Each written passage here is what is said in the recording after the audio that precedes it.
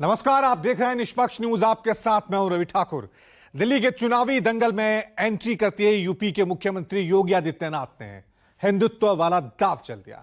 योगी आदित्यनाथ ने कहा कि वो अपने मंत्रिमंडल के साथ कुंभ में स्नान कर चुके हैं। क्या केजरीवाल भी अपने मंत्रियों के साथ ऐसा करेंगे? हालांकि अरविंद केजरीवाल ने योगी आदित्यनाथ से सवाल दागा कि क्या यूपी में दिल्ली की तरह बिजली मिलती है? क्या यूपी के सरकारी स्कूलों में दिल्ली की तरह पढ़ाई होती है? लेकिन कांग्रेस ने बीजेपी और आम आदमी पार्टी की जुबानी जंग को नूरा कुश्ती बताया। बीजेपी और आप को एक ही सिक्के के दो पहलू बताया। अगर एक मुख्यमंत्री के रूप में मैं और मेरे मंत्रीगण प्रयागराज के संगम में स्नान कर सकते हैं, से अरविंद केजरीवाल जी से मैं पूछना चाहता हूं, क्या यमुना जी में वह भी अपने मंत्रियों के साथ जाकर के स्नान कर सकते हैं क्या? मैं उनसे पूछना चाहता हूं कि यूपी के सरकारी स्कूलों का जो इतना बुरा हाल है, टाट पट्टी पे यूपी के सरकारी स्कूल चल रहे हैं। 10 साल से उनकी सरकार है, वो अपने सरकारी स्कूलों को ठीक नहीं कर पाए। अगर उनको जरूरत है, हम दिल्ली से अपने शिक्षा मंत्री को भेज देंगे उत्तर प्रदेश। मजमून तो मंच पर ही लिख दिया गया था। इशारा साफ था कि बीजेपी योगी आदित्यनाथ के जरिए धार्मिक ध्रुवीकरण का दांव आजमाएगी। उन्हीं की जुबान से बटोगे तो कटोगे का नारा लगवाएगी। हालांकि योगी आदित्यनाथ ने दूसरे तरीके से यही बात कही। केजरीवाल सरकार को यमुना में डुबकी की चुनौती दे दी। राजनीति के माहिर केजरीवाल ने भी योगी की गेंद पर जोर नहीं लगाया। आस्था की गेंद को विकास की तरफ मोड़ दिया। योगी आदित्यनाथ को भी सड़कों की बात करनी पड़ गई। दिल्ली अपने वैभव के लिए जानी जाती थी। दिल्ली के कार्य आज से 10 वर्ष पहले तक मॉडल के रूप में देखे जाते थे। लेकिन बहनों और भाइयों, आज मुझे जब दिल्ली चुनाव प्रचार की दृष्टि से तमाम मार्गों को जाना पड़ा,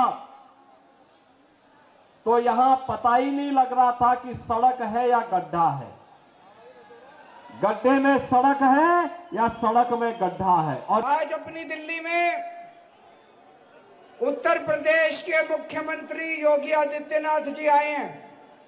उत्तर प्रदेश में उनकी 10 साल से सरकार है, बीजेपी वालों की डबल इंजन सरकार है। मैं योगी जी से पूरी विनम्रता से पूछना चाहता हूं, उत्तर प्रदेश में कितने कितने घंटे के पावर कट लगते हैं, जरा बताएं हमको।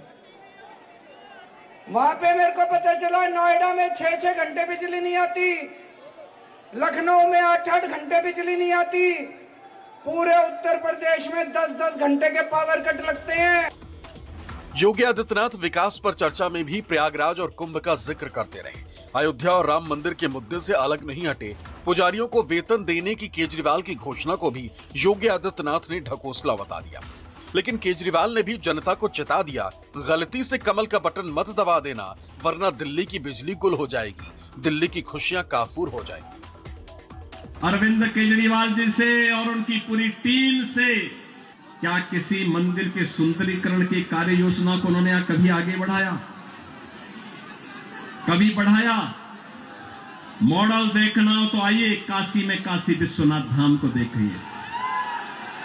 मॉडल देखना हो अयोध्या में श्री राम जन्मभूमि पर भगवान राम के भव्य मंदिर के मॉडल को देखो।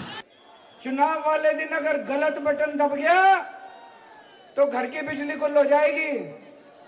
अगर कमल का बटन दबा दिया बहन जी, जब तक घर पहुंचोगे पंखा भी गुल मिलेगा, बत्ती भी गुल मिलेगी, बिजली आनी बंद हो जाएगी। यूपी की तरह, गुजरात की तरह, राजस्थान की तरह, हरियाणा की तरह।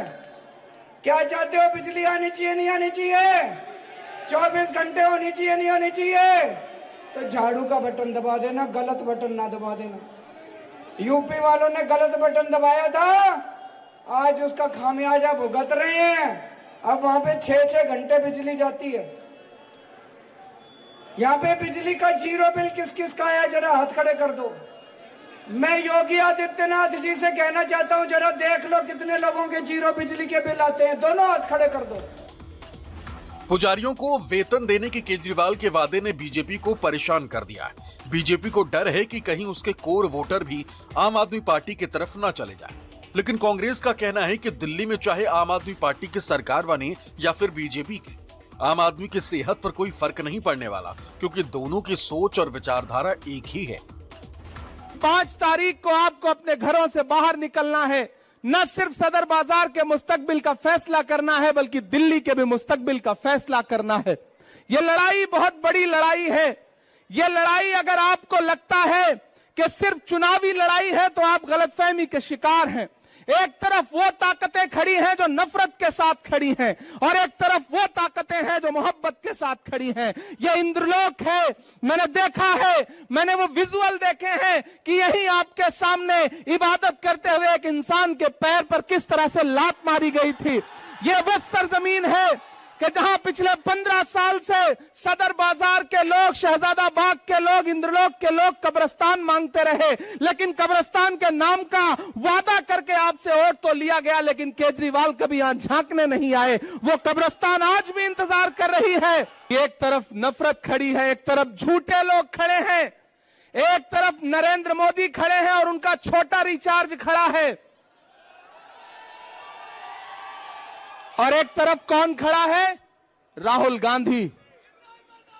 इस देश में आने वाली सदियों में जब भी नफरत और मोहब्बत को तराजुओं पे तौला जाएगा तो यह कहा जाएगा कि जब पूरे मुल्क में नफरत उफान पर थी तो एक शख्स दिल्ली में खड़ा हुआ और उसने कहा कि मैं कन्याकुमारी से कश्मीर तक चलूंगा 4000 किलोमीटर, अपने पैर के छालों की परवाह नहीं करूंगा। दिल्ली में आम आदमी पार्टी फिर से जीत का दावा कर रही है, तो बीजेपी इस बार सत्ता परिवर्तन की मुनादी कर रही है। लेकिन सियासी पंडितों की माने तो कांग्रेस इस बार बहुत मजबूती से चुनाव लड़ रही है, और पिछड़ों, दलितों और अल्पसंख्यकों का बड़ा तबका कांग्रेस की तरफ लौटता दिख रहा है। Bureau report, news 24।